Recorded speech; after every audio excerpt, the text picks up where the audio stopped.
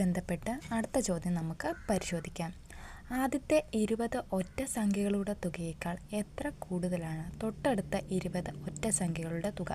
അപ്പോൾ ഓപ്ഷനുകൾ തന്നിട്ടുണ്ട്. 800, 1600, 200, 1200, 400. അപ്പോൾ ഒറ്റ സംഖ്യകളുടെ തുക കാണാനുള്ള ഇക്വേഷൻ എത്ര? n=n², അല്ലേ?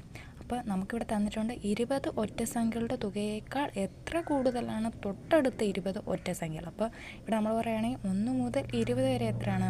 ആദ്യത്തെ ഒറ്റ സംഖ്യകളുടെ തുകയാണ്. അത് കഴിഞ്ഞ് 21 തൊട്ട് 40 വരെ എന്താണ് ഇവർ പറഞ്ഞേക്കുന്നത്? തൊട്ടടുത്ത 20 ഒറ്റ സംഖ്യകളുടെ തുകയാണ്. അങ്ങനെയാണ് ഇവിടെ ക്വസ്റ്റ്യനിൽ പറഞ്ഞേക്കുന്നത്. അപ്പോൾ 20ൻ്റെ സ്ക്വയർ എത്ര വരും? 20 × 20 എത്ര വരും? 400 വരും, അല്ലേ? അപ്പം 40ൻ്റെ സ്ക്വയറോ?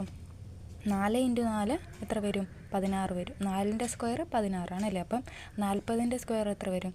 1600 വരും. അപ്പോൾ 1600ൽ നിന്ന് 400 മൈനസ് ചെയ്താൽ നമുക്ക് കിട്ടും 1200 എന്ന്. അപ്പോൾ അതിൻ്റെ ആൻസർ എന്ന് പറയുന്നത് എത്ര വരും? സി വരും.